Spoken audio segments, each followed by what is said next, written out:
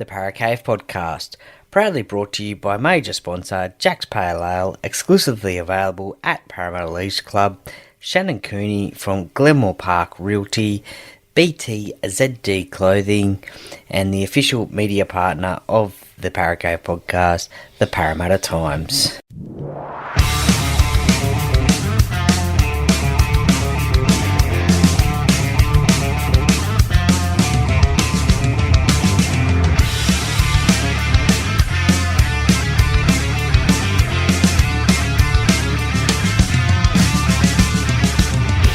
Welcome to another episode of the Para Cave podcast. And now over to your host, Troy Warner, broadcasting live from the world-famous Para Cave.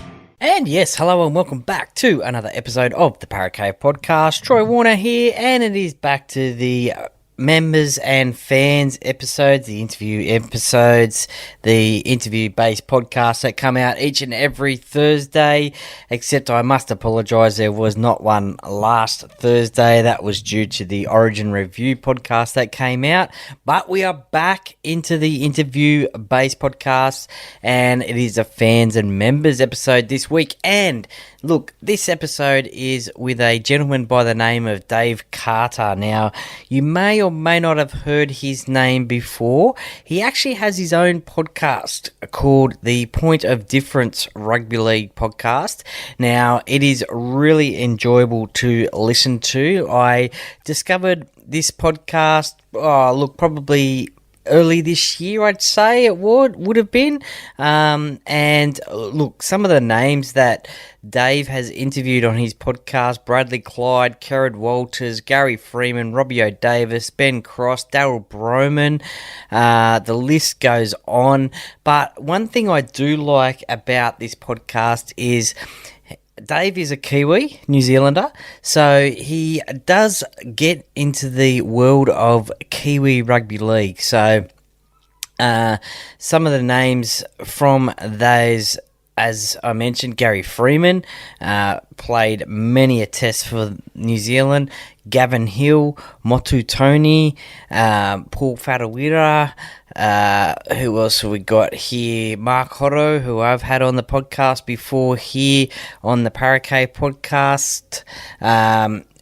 Look, some of the greatest names of Kiwi Rugby League: Kurt Sorensen, Hytro Okasini, Mark Graham. How good a name is that for Kiwi Rugby League? Sam Stewart, Newcastle Knights inaugural captain. So look, he really delves into the world of Kiwi Rugby League as well. And he is, like myself, a rugby league lover. And he does video episodes on Spotify. So you can check that one out. They're on YouTube as well. He also has a Facebook page, Point of Difference Rugby League Facebook page as well, so join that one as well. But basically, it is the VIP lounge for rugby league legends, where he dives into their epic journeys, sharing their uncensored stories and honour these incredible players who have left a mark on history. So, like myself, a rugby league lover, and look, we have some pretty much the same tastes in players, I guess, and look, it's really interesting listening to these stories, and even some of the names that I don't even know about that I have listened to. I've got a new understanding of rugby league players, and some of these players have really, really interesting stories. So he is a New Zealand Warriors fan as well. We won't hold that against him. They're not having that good a season this year as he would like, but please give him a follow. Check out his podcast as well after you listen to this one. He does a great job on that one. Now, once again, this podcast wouldn't be at all possible without the help of the sponsors. Jack's Pale Ale, exclusively available at Parramatta Leagues Club. Shannon Cooney from Glenmore Park Realty, BTZD Teamwear. The Parramatta Times, the official media partner of the Para Cave podcast, and also League Tees as well. So look, sit back, relax, and enjoy. And as Hindy says, I think I've stuffed that one up, haven't I? I should have said, and as Hindy says, get a beer, coffee, whatever you want. Sit back, relax, and enjoy, and let's get straight into it. And today on the podcast, I've got a pretty special guest and someone who is doing a great thing in the rugby league podcast space. Who's got a great rugby league podcast, and if you haven't checked it out, it's called the Point of Difference podcast. And he interviews some really interesting guests, mostly Kiwi guests, which I find is really interesting because I don't tend to know a lot about the Kiwi guests and some local Kiwi guests as well, but he's also a massive rugby league fan as well. Welcome to the Paracave podcast, Mr. Dave Carter.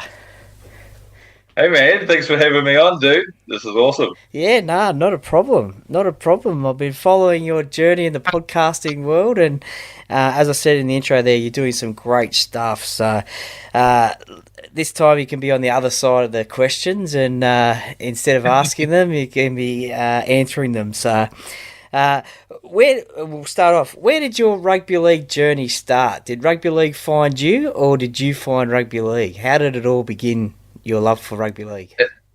It actually found me, to be honest. So when I was a young fella, like we're talking 10 years old, I was born in 84. So this is just sort of around, 1994 Winfield Cup glory days. Oh, yes. I actually was at school and I was gifted. Well, I wasn't gifted. I actually made a swap for a set of rugby league cards. It was I swapped like a T-shirt with some rugby league cards, and I happened to have all these players, like Matt Rogers and Wendell Sailors and all these great players, Alfie Langers and all of them. And I just got obsessed with these rugby league cards and the players, and in conjunction with that, there was a guy at school and at my church that I actually went to. So I went to church as a young fella, and he was a mad Brisbane Broncos fan, and my dad's from Brisbane. So I was sort of started really following the Brisbane Broncos pretty hard.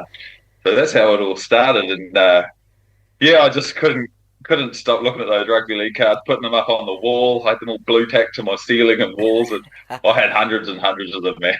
I couldn't stop collecting them. That's how it all begins for us collectors, I guess. But and then no doubt you picked a team there that was going through a pretty successful stage there, the Brisbane Broncos.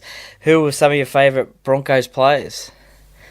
Number one, Wendell Sailor was my favourite player all through the 90s. He was, and I got to meet him over in the Gold Coast a few weeks ago and get my photo with him and sign jersey and all that stuff.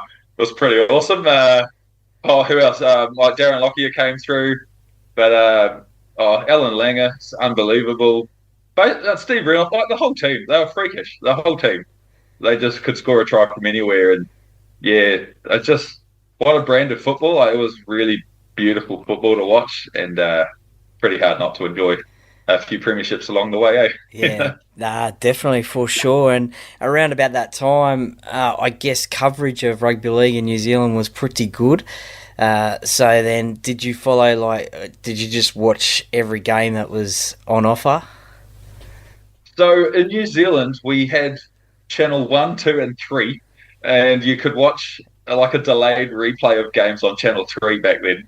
And then Sky Sport came along and you had to start paying for it. So you got even worse delayed coverage of just the Warriors games when they'd started.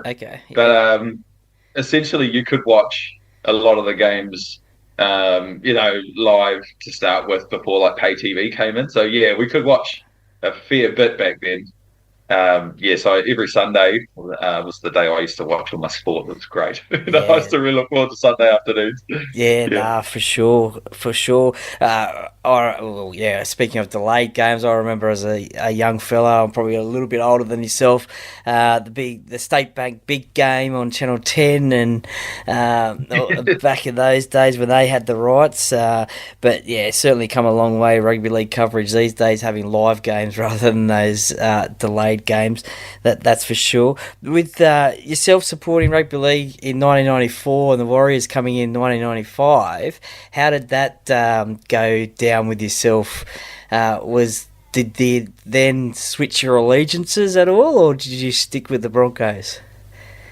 Mate, I stuck with the Broncos right till the end of 1999, Okay. and I did not falter at all. I stuck with them, and it was probably just as well because 1998 they won another premiership. But the end of 1999 was interesting because the Warriors got on a roll, and I'd watch them every week, even right from the start. Why not? It's a New Zealand side. That's right. But I was a lot younger, I was only 10, 11 years old when they kicked off, so I didn't know all the players necessarily inside out back then because I was only young. But then when John Simon left the Eels and came to the Warriors mid-season, I really liked John Simon as a player because he used to carve the Broncos up. And Yeah. it used to really piss me off. So then when he signed with the Warriors, and I love Mark Graham. He was the coach of the Warriors that year.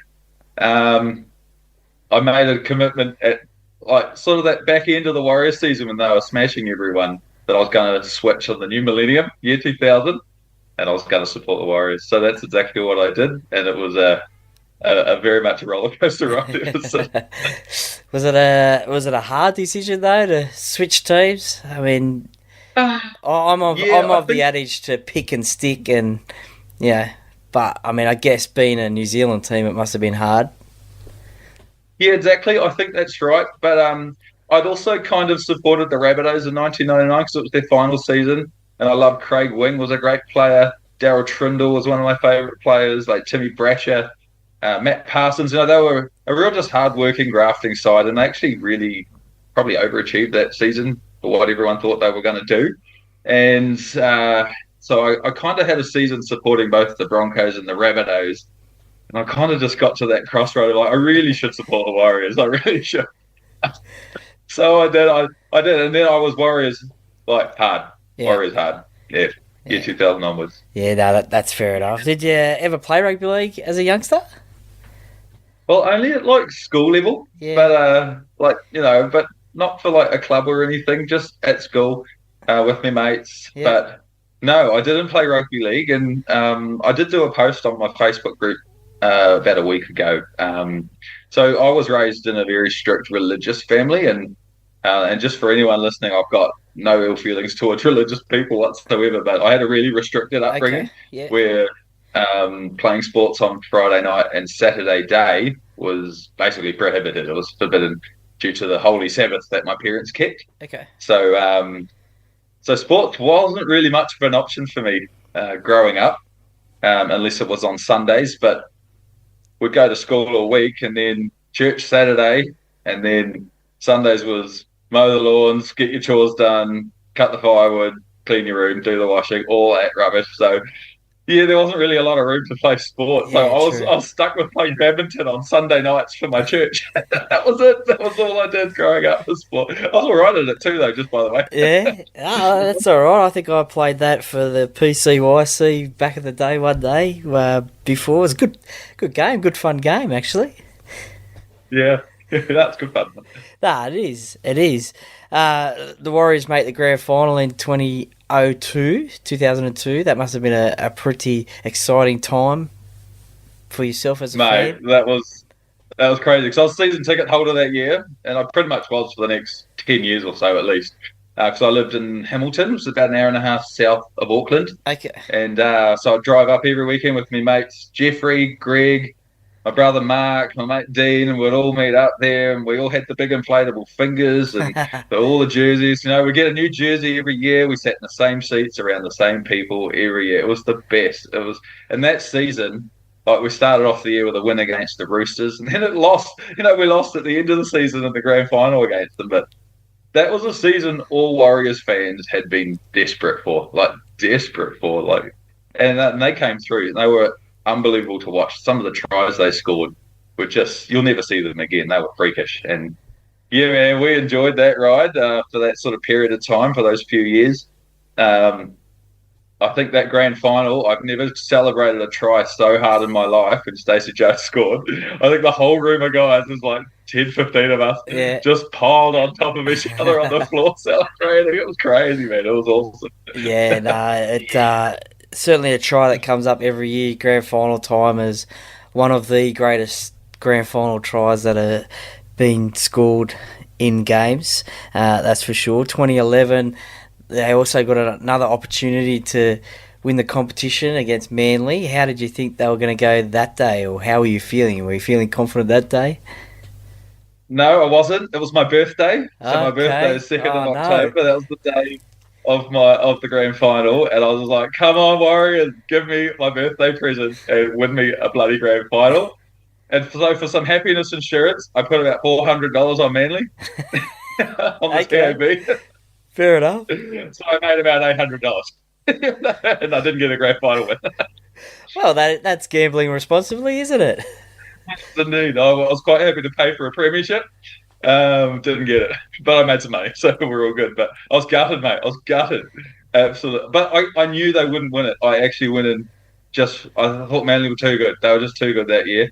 It was the same in 2008 when they played them in the semi-final after their hot streak from coming from eighth on the ladder, Okay. and they got to the semi-final, and Manly were just way too good, and then they annihilated the Storm 40-0 the following week. So yeah, pretty tough times. But the Warriors did well to even make that grand final because they beat West Tigers on the buzzer with that Chris Naninu try, if you remember that one. And but then they probably played one of the greatest games in their history, beating Melbourne in the semi-final where Lewis Brown scored that try off Sean Johnson's dart across the field and he bamboozled everyone, put Louis Brown over and Warriors into the grand final. One of the great games in Warriors history. Absolutely. Any other favourite games that stick out in the memory? Not necessarily the big grand finals or anything like that? Oh, there's bound to be a few. Yes, I can think of two off the top of my head. One was 2007. It was actually a 31-all draw, Okay. Roosters Warriors. It was just back and forth, try scoring the whole game. Wade McKinnon was my favourite player that year. Yeah. He was just dynamite, man. He'd get those short balls off Steve Price and Lowaki and sort of go 60 metres at a time and score these beautiful individual tries. But that was like 15, 30 seconds to go. Michael Witt slots a field goal to tie it up. And then that's one of the sort of classic matches played on sort of, TV these days. But there's another one that year when they scored Toddy Byrne on the buzzer off a Michael Witt grubber against South Sydney to win right on the final play of the match. That was a great one. When 2002, I think it was Stacey's 100th game for the Warriors, and they annihilated Northern Eagles, something like 60 to 10. They flogged them. It was a great game to be at. I can tell you that. Stacey Jones got a hat trick. PJ Marsh was on fire. It was just one of those beautiful games to be at, and actually watch the Warriors flog a side. It didn't happen very often before 2002, so it was a great feeling. Just what is that atmosphere like at Warriors home grounds? Because we've seen this year pretty much every game has been sold out, and we hear the noise and we see the colours and we see the signs coming through. But what is that atmosphere like at Warriors games? Mate, 5,000 people sound like 15,000 people. Yeah, wow. They are loyal. The ones who are loyal are extremely loyal and they make a lot of noise. The stadium is really close to the field, like it's a box, Okay. field, and then there's a grandstand right next to the sideline, and the players can definitely hear what you're saying to them. Let's put it that way. It's an amazing atmosphere when the chant's going up. There's a Mexican way of going. There's no better place to be, mate. It's honestly amazing. Yeah, well, I will make it over there one year for a Parramatta Warriors game. I know they're playing them in a few weeks' time, but I won't make it for that one. But definitely one year I'll be over there for that one. Yeah, man, you definitely want to get over for that. Warriors and Eels, it's interesting when they play each other, actually, because I don't really know who's going to win. There's no, given winner, I think, over the years. It could be either way. What do you reckon? Yeah, no, it's a bit strange, hasn't it? I think there was a run there where we used to play usually round one at the start of the year for about 2 or 3, 4 years there. Right, yeah. But yeah, there's obviously been a few players that have played for both clubs. You mentioned one before there, John Simon, Mark Tukey, Wade McKinnon as well. Chris Inu as well. PJ Marsh. PJ Marsh, Folletti Mateo. I think that's probably about it. Yeah, I think there's probably others as well that have played for both clubs. But that's the guts of them. Yeah. But yeah, all great players as well. With with the talk of NRL expansion, is there room for another side in New Zealand? My opinion is, hell yes, there is. I live in Christchurch, so I'm in the South Island, but I'm a North Island boy, but I live in the South Island now, and I love it here. I consider myself a South Islander now because I live here. It's Yep. home. I live opposite the brand new stadium they're building, Okay. so it's a pretty awesome place to live, just quietly. Yeah. Look, I've gotten to know a lot of the people down here through the podcast, and rugby league is very strong. The people love it. We sold out the game weeks in advance of the Warriors round 3 match. It's packed out. There's an amazing atmosphere. I don't see why we shouldn't have a side if there's the opportunity to have one, because how good would it be to have a rivalry of the Warriors versus the South Island side every year? That would sell out. You'd struggle to get a ticket. It would be insane to go to that game, and there'd be a lot of tribal rivalry. It would be amazing. And New Zealand, so Canterbury Rugby League have a association with the Canterbury Bulldogs at the moment. So any decent juniors we get have sort of first dibs to go over there, or they get poached by the Warriors. Why wouldn't we want a team to keep our talent here? Yeah. Keep it in New Zealand, and create a rivalry with the Warriors. I think that would be so good for rugby league in New Zealand. That's just my opinion. Everyone has a different opinion. Some people think we don't have the pathways. Some people think we don't have the money, the infrastructure. But if we had it all, I'm all for it. Absolutely. I mean, it's more league teams, the better, if you ask me. It's the greatest game. Why wouldn't you want more clubs? Yeah, that's it. If it wasn't in New Zealand, where do you think it'll end up? The 18th and 19th and eventually 20th team that they're talking about. Well, it looks like Papua New Guinea is almost a slam dunk. I mean, Australia is funding that bid, so and it's a lot of money being put into that. So you could assume Papua New Guinea, but I'd love to see, obviously, the North Sydney Bears come back, but I don't think it'll be in North Sydney. Probably Perth or Adelaide would be great to see them back in the competition. But it'd be good to spread the game around because, it's the ARL, Australian Rugby League. Back in those days, That's it. Australia, let's now it's the Australasian Rugby League, you could say, including New Zealand, and and maybe get a Pacifica team. That would be unbelievable. But maybe not base it in one particular country because you wouldn't want to have necessarily one country in charge of a Pacifica team. But I don't know how that looks. But imagine what damage they could do on the competition. If a Pacifica team was in the comp, it'd be amazing. I think that'd be freaky. For sure, definitely. There's some very talented players from the Pacific region. We are in the midst of a State of Origin series at the moment, 2 games being played. Could there then potentially be a North versus South Island sort of Origin series, do you think?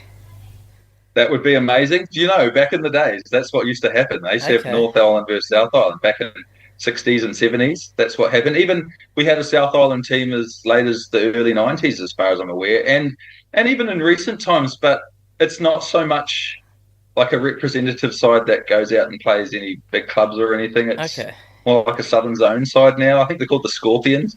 But imagine North Island versus South Island. Origin or something like that. That'd be so good. Oh my god!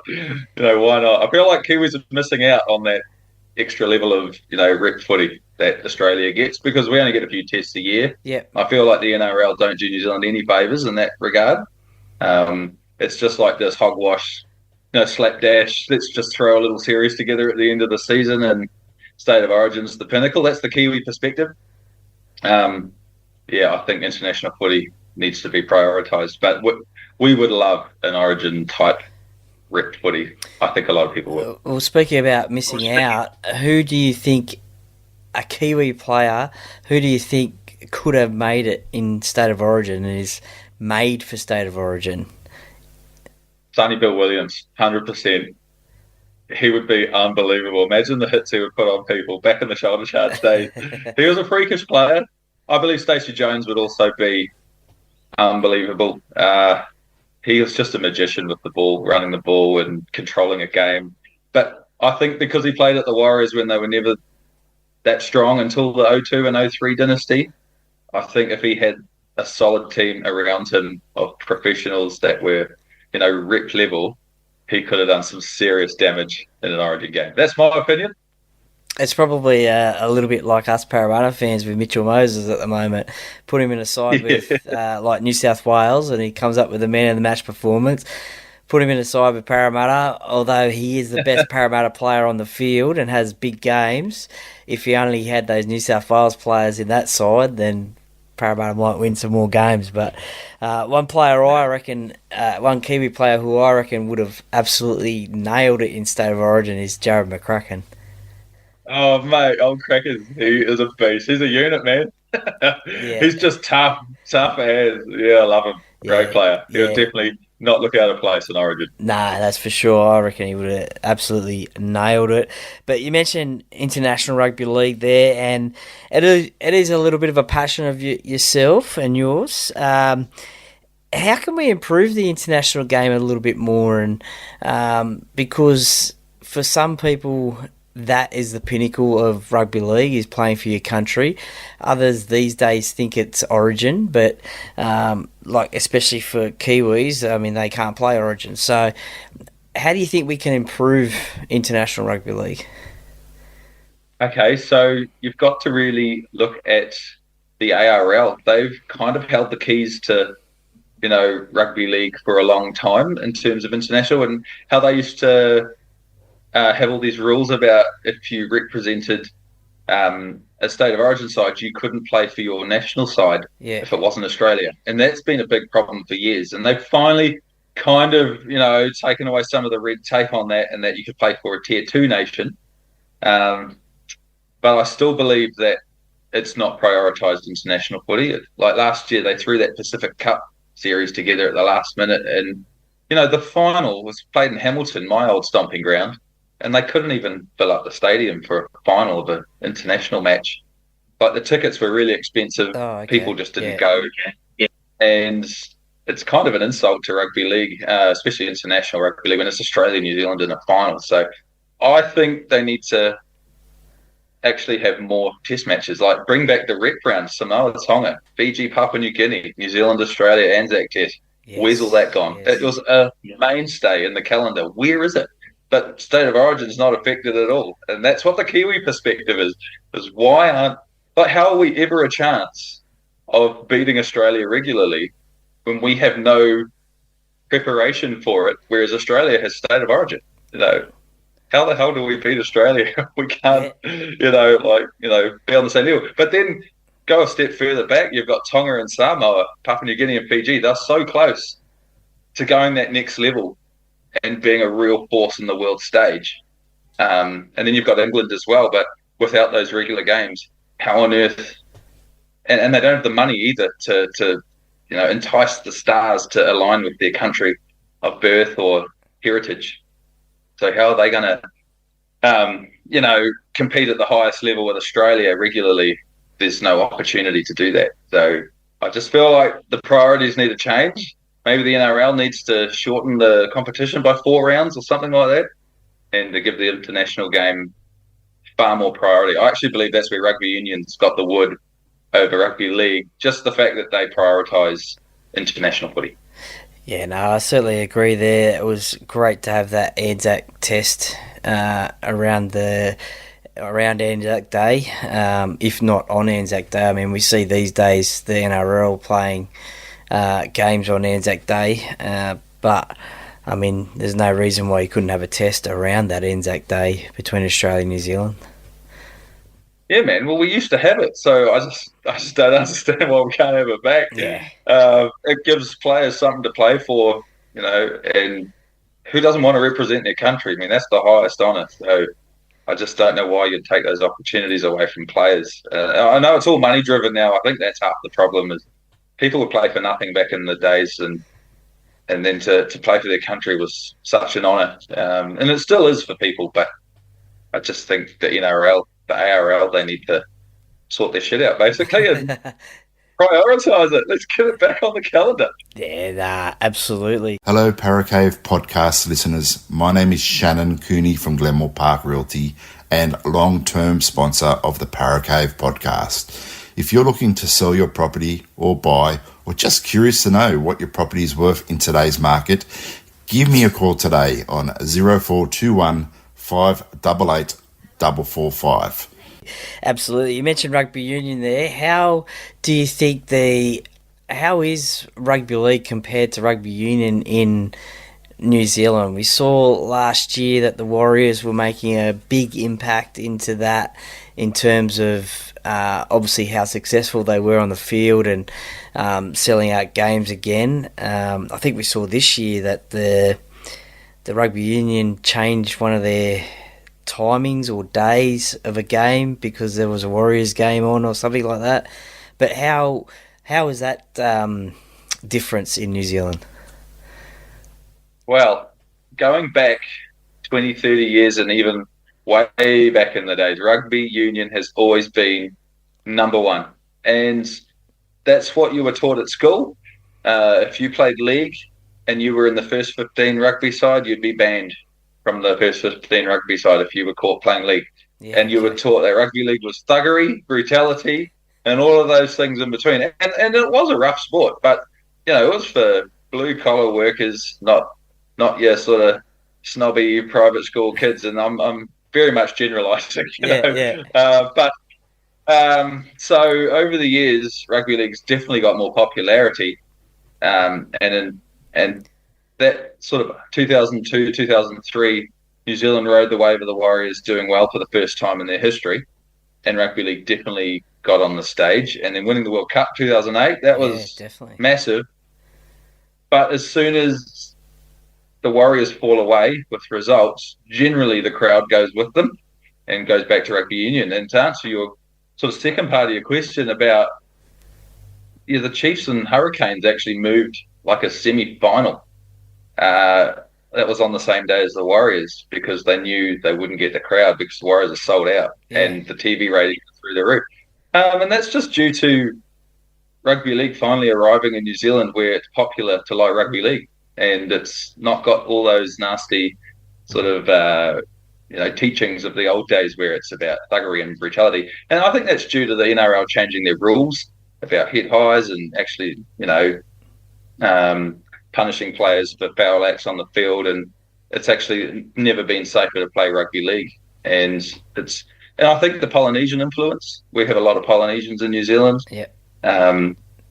Look at the NRL now. I don't know what the percentage is, but there's a lot of Polynesians playing rugby league and Māori, and it's popular amongst the people. So it's kind of caught up, and I don't want to say it's surpassed rugby union yet, but it's selling out crowds, and let's just say rugby union isn't. Yeah, well, let's just hope it keeps on going that way, and that's definitely another reason to have another team in New Zealand. That's for sure. 100%. That's for sure. Well, let's get to your podcast, Point of Difference podcast. What made you decide to start up a podcast and get that happening? Well, how did that all come about? Well, I'm a rugby league nerd, and everyone knows that. If you start a conversation with me on rugby league, I'm probably going to pull out some old memories from certain games, certain moments, and people just look at me and go, "How the fuck do you remember that?" And I'm like, I don't know. I don't know how to pay my taxes, but I know that game happened and that moment happened. I don't know anything important. Let's put it that way. That's fair enough. So I moved to Christchurch a year and a half ago with my fiance at the time, and I'd only met her in 2020. And one of her best friends who lives in Christchurch is married to a Sini Whaimalo, who was a Kiwi and Super League legend, for Widnes, Leeds and Salford back in the 90s. And he played 5 caps for the Kiwis. And so as soon as she said, "Oh, one of my friends is married to a league player," I was like, "Oh, really? What's his name?" Yeah. "Oh, Sydney Whaimalo." I'm like, "I know that name," And so, we ended up moving to Christchurch because my job, I got restructured, and they said, "Look, we can redeploy you.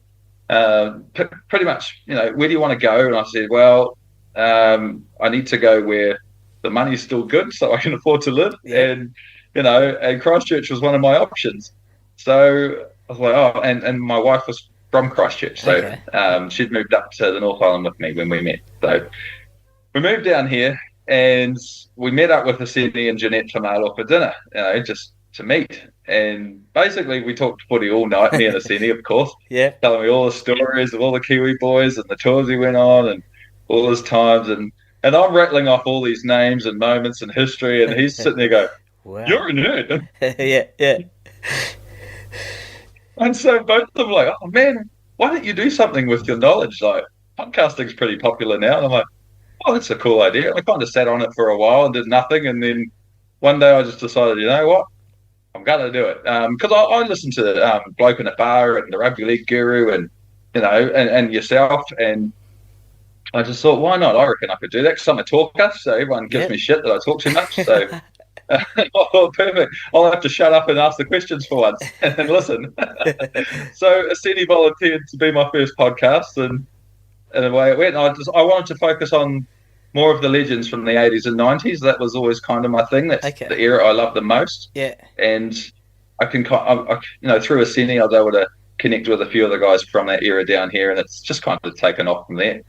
Yeah, no, definitely. It's great fun. Who does your wife, Tracy, support in the NRL? She loves the Penrith Panthers. Okay. Yeah, she loves the Panthers, man. Oh, I know. She loves them. Yeah, she picked them all by herself. She knew nothing about rugby league when we got together 4 years ago. And basically I said to her, you're not allowed to pick the Melbourne Storm or the Roosters because I hate them both. And because the Warriors always did appalling against them. And she chose the Panthers without knowing a thing about them, other than that Brian Tyler was cute. Okay, and, fair enough. They took care of it. Well, at least that was before they started winning premierships anyway, so it's not like she's a bandwagoner. That's right. She selected them before they won the comp because they lost the final that year, and she got lucky. Yep, she got lucky. Oh, yeah, very lucky. I'm still waiting to see a premiership victory from Parramatta. So, try and be a Warriors fan, mate. You got no idea. Well, yeah, that's true. That's true. Well, back to your podcast. This will probably be a difficult one for you, but who has been your favourite guest so far that you've had on there? I've had a couple. And who are some of the people? Who are some of the legends that you have had on there as well? Okay, so some of the really big names I've had on, I think Kurt Sorensen, Kiwi legend, Mark Graham, Kiwi legend. He's the GOAT. Yeah. I had Bradley Clyde. I just had Gary Freeman. I haven't released that one yet, but that took some doing. Believe me, that absolutely took some doing. I've had a lot of good people on. Nat Wood, he was hilarious. The stories he told had me in stitches. But one of my favourites is Aaron Whitaker. He was the second podcast I did, and we've become best of friends after that. And actually, Corey Laurie, he played 4 games for the Warriors in 2007. And he's a Canterbury legend down here. Okay. He swore probably every sentence of the podcast and it just had me in stitches the whole time. It was so funny. I was dying just listening to him be himself. It was great. It was one of my favourites for sure.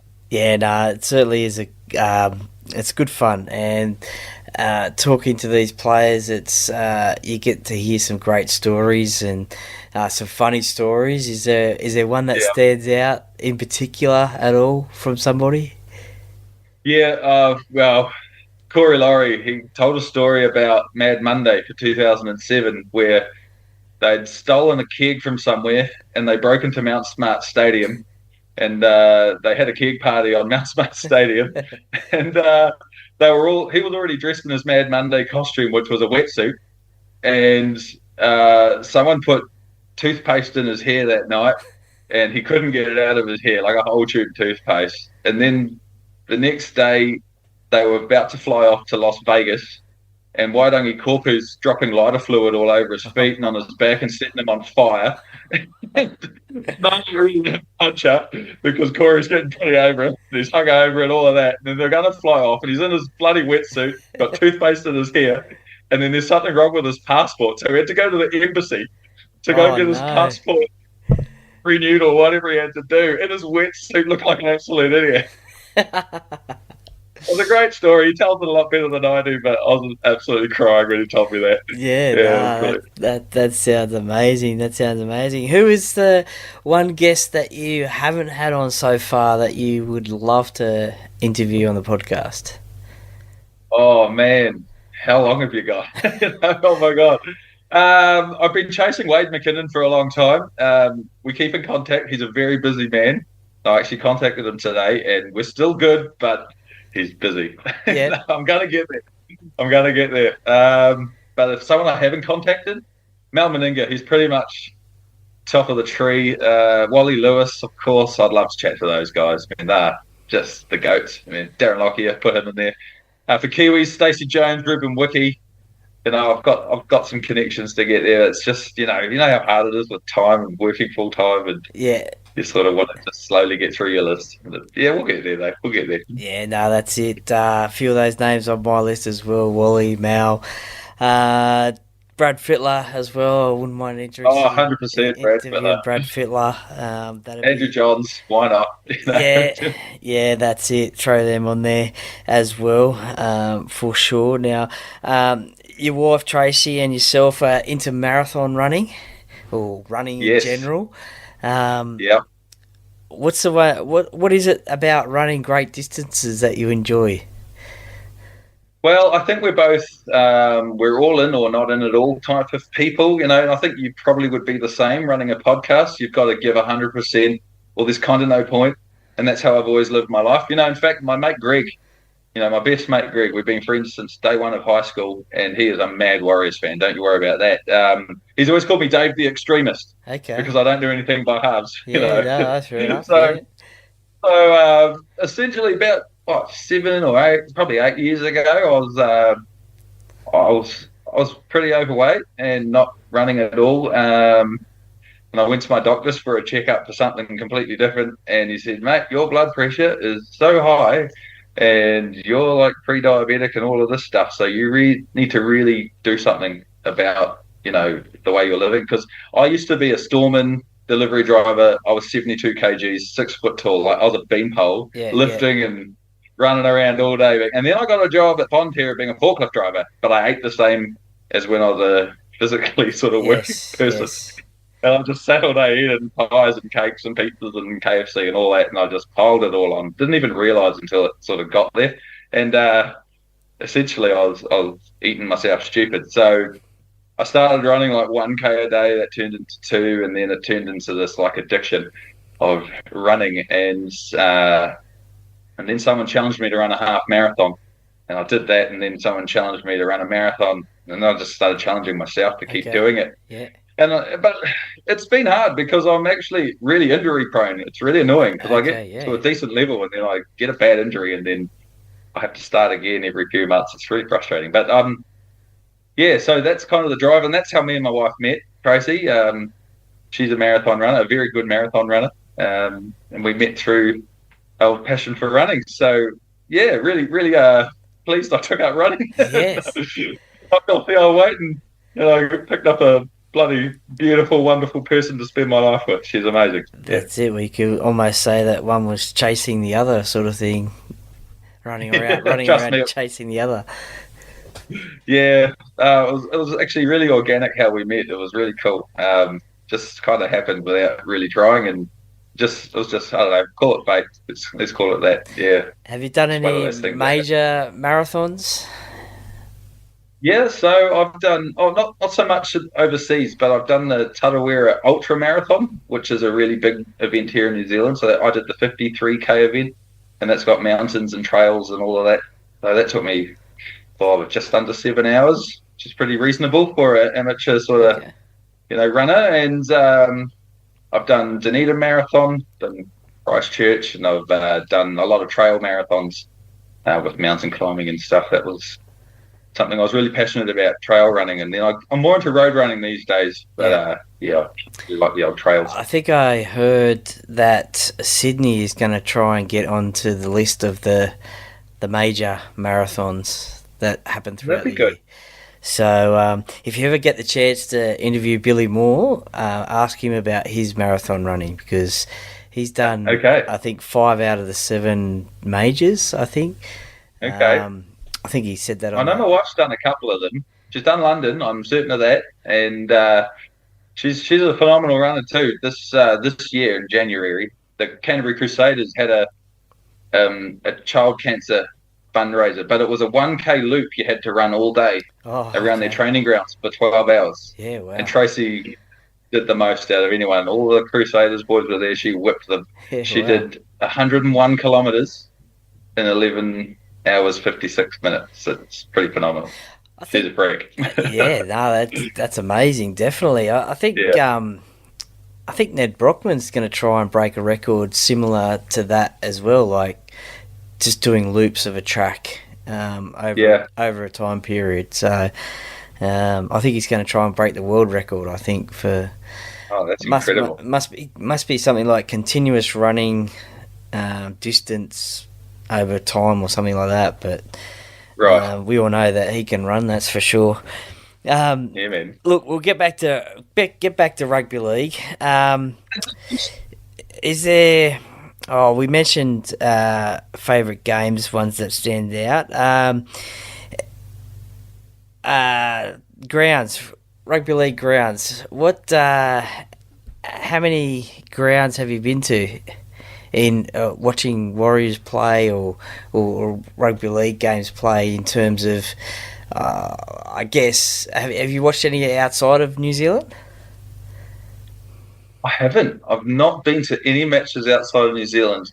But so I've been to Mount Smart, which it's got. I don't even want to know what it's called now. Go Stadium or something like that. I can't remember the name. I've been to North Harbour Stadium for a few games. Okay. I've been to Hamilton Stadium for a few games, and I've been to the Addington Showground Stadium where they had the match this year. But that's my lot. I can't think of anywhere else. I haven't even been to Wellington. Oh, sorry, I've been to Eden Park. Okay. That's a great Yeah. place to watch sport. I went to the Nines there for a couple of seasons, Yeah. and I've watched the Warriors when they played the Bulldogs there a couple of times around the time Sam Tompkins was fullback. Yeah, yeah. Nice. So all great grounds. Hamilton's a good ground because it's nice and close to the field as well, and it's a pretty new stadium. Yeah, it's a nice place to watch. Is there a dream to watch an NRL game over in Australia at a ground? Oh, Which ground do absolutely. you want to get to watch a game?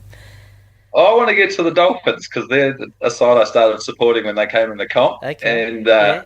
I went to the Gold Coast, as I said, a few weeks back, but they were playing away when we were over there, so that was a pain. Otherwise, I would have gone. Yeah.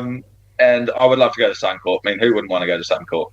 That'd be epic. I'll come over for a Magic Round, definitely. That's on the bucket list. Okay. Yeah. Nah, for sure. I'm going to try and get back up there again next year for sure.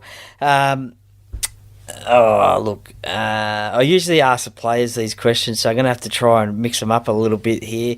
Who would be the player that the Warriors haven't had in their side over the years that you would have loved to have signed? Oh, wow. What a question. Oh, wow. I think they just sometimes lack a guy like Jared Wairua-Hargreaves or like an Adrian Morley, just a real menacing like alpha male that just like when we had Kevin Campion, he was worshipped Yeah. by the Warriors fans. We loved him. And I would say we had Steve Price, who was kind of in that mold, but Hargreaves brings you that sort of crazy eyes, brain snap, but he wins you games because he takes you forward and he don't take a backward step. I think they're the sort of players like Mitch Barnett's kind of in that mold, but yeah, I just love those angry props. There's something about them. Yeah. Well, you're getting James Fisher-Harris next year, so maybe that might Not be a bad kid. Yeah, maybe that might be the answer. Maybe that might be the answer. Yeah, not bad. And I think a genuine attacking superstar in the back line, like in the centres. When we had Brent Tate, I would say he was probably and Clinton Torpey, they're probably the two best centres. Oh, Jerome Rapati was pretty amazing as well, actually. But I just think Brent Tate had that real professionalism that he brought to the Warriors, and they did very well when he was there. Just my opinion. I think he was phenomenal. Yeah, no, he was. I think he played 25 plus origins and about that sort of figure for Australia as well, I think. Yeah. He was a great player. Had that neck brace that he used to wear Yeah, that's the one. in games that kept him going down there. All right, we'll go into the quick top 10, and it can be a bit of a yes/no, and you can elaborate on it. Okay. Barbecue or tomato sauce? Oh, that's a hard one. That's like choosing between my kids. I'm a sauce guy. Yeah, Like you asked my okay. wife, I just put all the sauces on. So, Okay, fair but enough. tomato sauce. We'll go tomato Where do you keep it? In the in the fridge? fridge. Oh, 100%. okay. Fair In the enough. fridge. On a plane, do you prefer the window seat or the aisle seat? I think I prefer the window seat, but since I've been with Tracy and we've done a lot of traveling up and down the country, I never get the window seat. Yeah, okay. So I'm Yeah. used to the aisle seat now. Yeah, nah, fair enough. Pineapple on pizza, yes or no? 100% yes, absolutely. Pile it on. Are you a tea or coffee man? Coffee. I never drink tea. Tracy drinks a lot of tea, but she's British, so it goes with the territory. But I'm coffee through and through.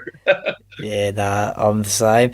I think I've only ever had the one cup of tea in my life, and I didn't like it. So, Yeah, that makes sense. Arnold Schwarzenegger or Sylvester Stallone? Ooh, give me some Arnie. Give me some Arnie, mate. Yeah, he was more my actor growing up, definitely. Yeah. Yeah. McDonald's or KFC? Ooh, KFC, 100%. Yeah, I'm not a big fan of McDonald's. What's your go-to KFC meal? Oh, I like it when they do those like quarter packs where you get like a drumstick and a bit of a thigh, and you get a bun and a coleslaw and a dirty old drink. I kind of like that sort of thing. That's pretty good for a treat. What about after you've done a big run? Do you do like a cheat meal or a reward meal or something like that? Absolutely, we do. We have a few go-tos because every week we'll do our proper long run, 32K or so. And we sort of flip between Chinese takeaways where I get a massive sweet and sour pork with rice and chips. And Tracy usually gets a chicken curry. And we just sort of mix and match. And either that or we go down and we used to go to a place called the Rock Pool, which is a bar down the road from my house, and a massive pile of ribs. I just love it. Nice. Oh, mate, that's so good. But now I go to the Fitz because they got the best ribs in Christchurch. That's right. And I did notice that you had an event there yesterday, watching the Warriors-Broncos game there. For any New Zealand listeners, I get a couple here or there that are in the area. Is that something that you're going to do all the time for Warriors games? Absolutely.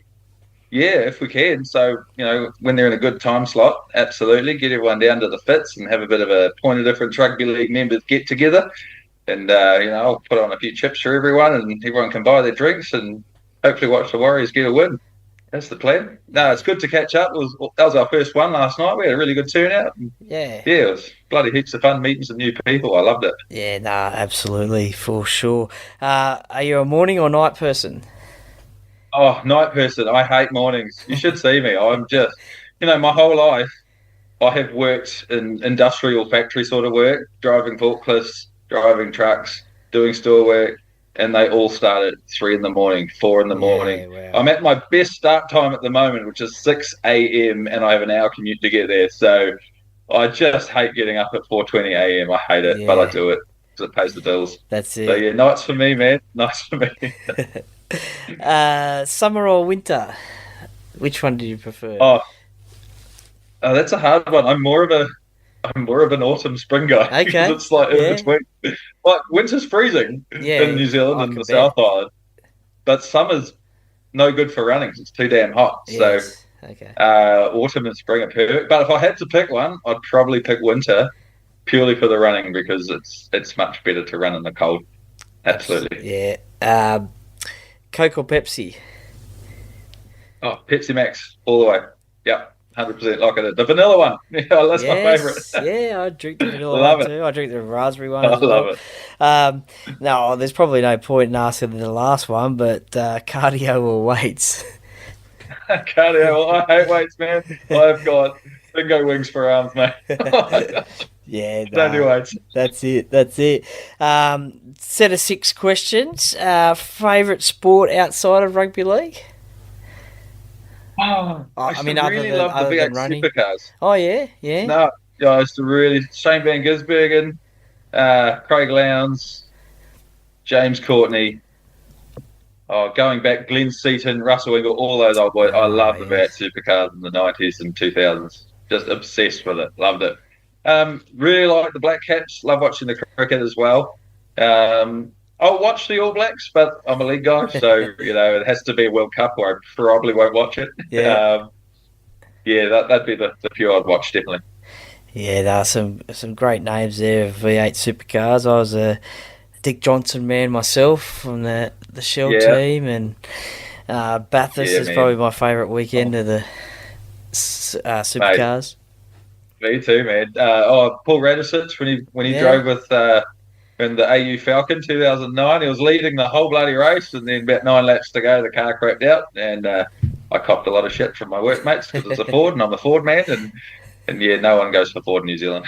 Yeah, Holden fans everywhere. that's it. Well, favourite holiday destination?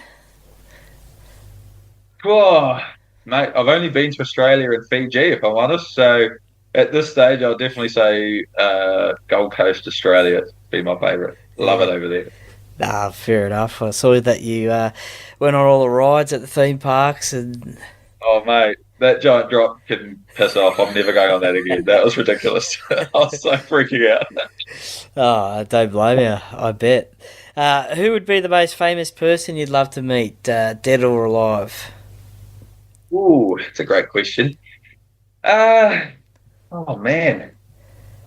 This is a bit outside the box. Probably Queen Elizabeth, Okay. because I love Tracy's British, like love for the British stuff. All things British. She loves it. She's from the UK, obviously, and yeah, she loved the Queen, and I got to learn a lot about British history and all of that stuff. And she just seemed like a great person, and I think she did a lot for the UK. Off the top of my head, yeah, a bit different, but I think she'd be a pretty amazing person to speak to. Yeah, nah, for sure. Have For a cup of sure. tea with the Queen, why not? Yeah. Cup of tea, yeah. Yeah. Well, a cup of coffee in your sake, for your sake. She would have tea. Um, Now, I'm going to use 2 of your questions that you use on your podcast, Oh no! because you always ask them. You do sort of answer them sometimes as well when you do ask them. But what is your favourite TV show of all time? Mate, Banshee or Sons of Anarchy? Banshee probably by a nose though. That is the most intense wild ride of a TV show I've ever seen. That is full on. I loved it Okay, from the opening scene to the end. I just couldn't get enough of it. Banshee, 100%. I'll have to check it out then. Um, Oh mate, you're missing out if you haven't seen it. It's too good. yeah, that's it. That's it. And if you're on death row, what would be your final meal? A massive rack of ribs with waffle fries and a dirty old coleslaw on the side with a Heineken. That would be it for me. Absolutely. Fair enough. Well, let's hope it never gets to that stage. Let's hope it doesn't happen. No, that's it. Let's hope there's plenty more ribs for you in the future. Bit of a 7 tackle set. What is your specialty dish in the kitchen or on the barbecue? Oh, geez. I actually do a pretty good French toast with bacon and maple syrup and all the trimmings. That used to be my bit of a go-to if I was in the kitchen. I'm straight up. I'm not that blokey where I'm great on a barbecue. I can do it, but I haven't done it enough to be amazing at it. You might get a little well done steak, but that's okay. Well, some people prefer that, but nah, that's all right. I'm not much of a cook either. I'm just a bacon and eggs guy or Just make me sausages or not something. toast, mate. That's me. Yeah, that sounds good. Perfect Sunday night dinner, that one. Favorite musician or band to listen to? Oh, that one I can answer. There's a band called 6 a.m.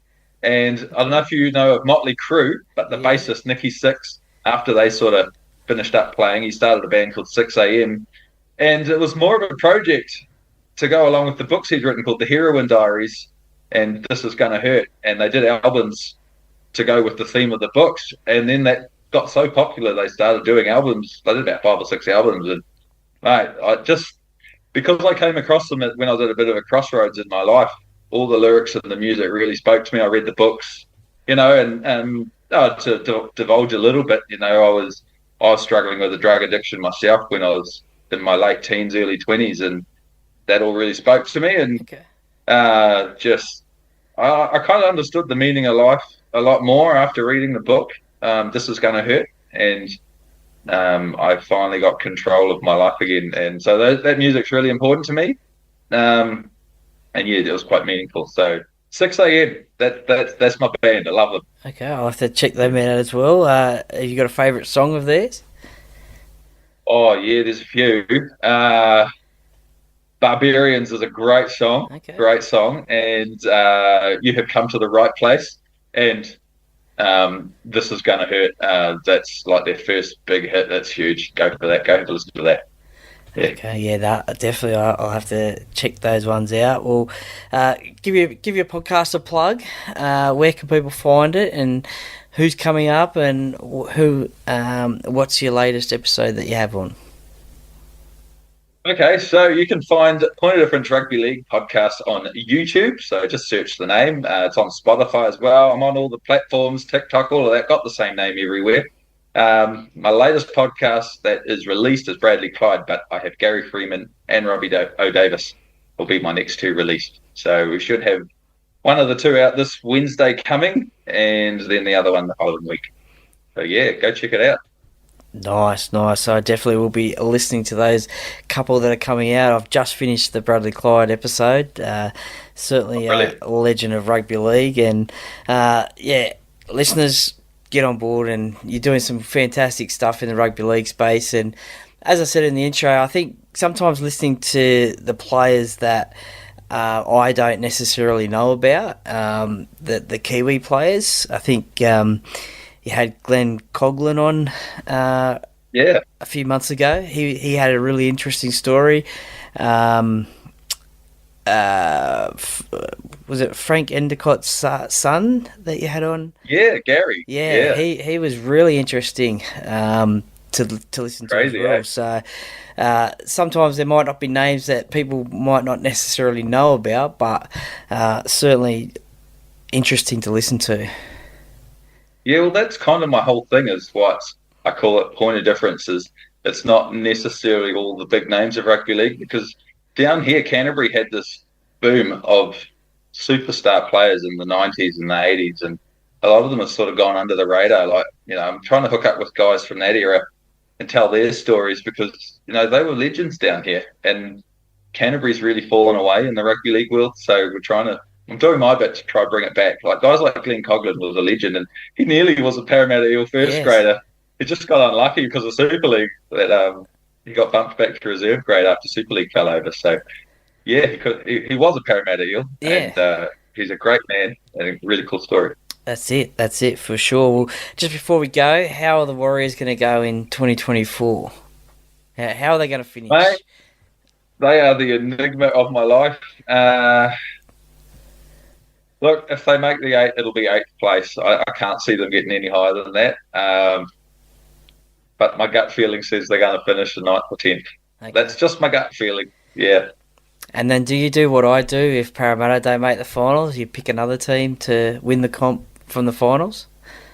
Well, thankfully I've got the Dolphins as well. So if they fall out of the 8, which is probable as well. They just lost Jeremy Marshall-King today as well, so that hurts. I'll just jump on the biggest underdog. I'm the underdog guy. I never support the favourites. I can't do it. It's not in my DNA. So if the Bulldogs make it, I'll be jumping on the Bulldogs. Absolutely.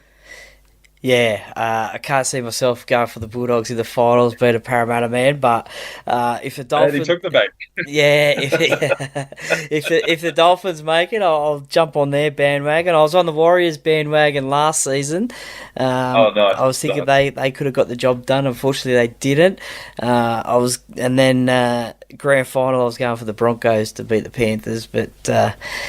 Again, being a Parramatta supporter living in Penrith, I had to go for the Broncos. But I always pick a team, and it looks like I'll have to pick another team in September this year because it doesn't look like Parramatta are going to make. No, it doesn't look like Parramatta are going to make the finals. So I'll have to probably get on the Dolphins bandwagon. I think if they spins up, baby. That's it.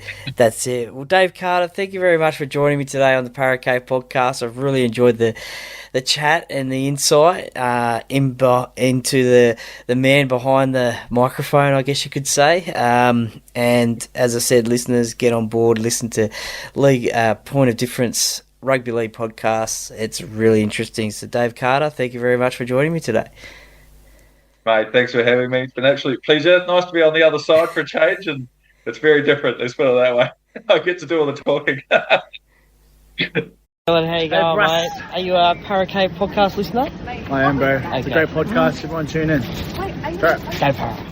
Well, welcome back, and thank you for listening to Dave Carter and his rugby league supporting story. And look, he started supporting rugby league at a very interesting time around the middle of the 90s and around that Super League era. And as I said, check out his podcast, Point of Difference Rugby League. There's some amazing guests on there. I think the latest episode that he has out is Daryl Broman, the Big Barn, who I've also had on the podcast as well. But this is a really good story as well. You can watch it on Spotify and YouTube if you'd like to watch the episode, but you can also listen to it on Spotify as well. Check out his podcast page. Always bringing out podcasts, but a really interesting story. I hope one day, if I ever make it over the ditch to New Zealand, that we can catch up, or if Dave is ever in Australia again. Recently he was up on the Gold Coast, but if he is in New South Wales, then hopefully we can catch up and say good day, because I'd love to meet him face to face. So thank you once again, Dave, for your time on the podcast and your chat. I really appreciate it, and keep up the great work, mate. You're doing a good job on podcasting and telling or asking those questions, sending those rugby league stories our way. As I said, you've had some amazing guests on there, and I really enjoy. You are one of my go-to podcasts that I listen to each and every week. So thank you very much for that one. Once again, also a quick shout out to my American listeners. I really appreciate that you guys for listening to the podcast from all the way over there in the US of A. Obviously, the rugby league is off to Las Vegas next year again. So, obviously, if you want to get a keen listen to some rugby league content, then listen to the Paracave podcast. But I really appreciate that you guys for listening. Such places as Alexandria in Virginia, Los Angeles, California, San Jose, California, Kansas City, Cleveland, Charleston, Great Falls, Montana, Council Bluffs, Iowa as well. So thank you very much for the support from over there in the US. I really hope you are enjoying the content. Look, plenty of content coming on the Paracave podcast coming out later this week. Will actually probably Friday morning will be the game day preview podcast of the Parramatta Eels versus the Melbourne Storm, the game to be played at CommBank Stadium 8 p.m. on Friday. There will also be a review podcast of that coming out as well over the weekend. So stay tuned for that one. But also check out the previous episodes. There is plenty of interviews on the in the back catalogue as well.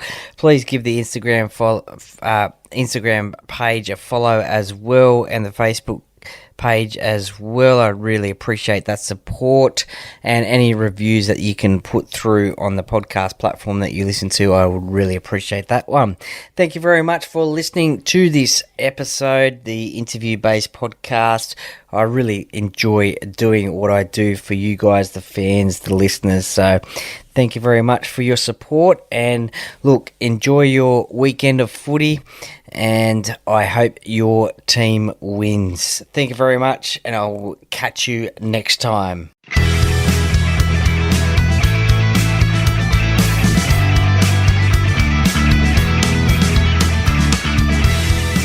Thank you for listening to another episode of the Paracave Podcast. See you next time.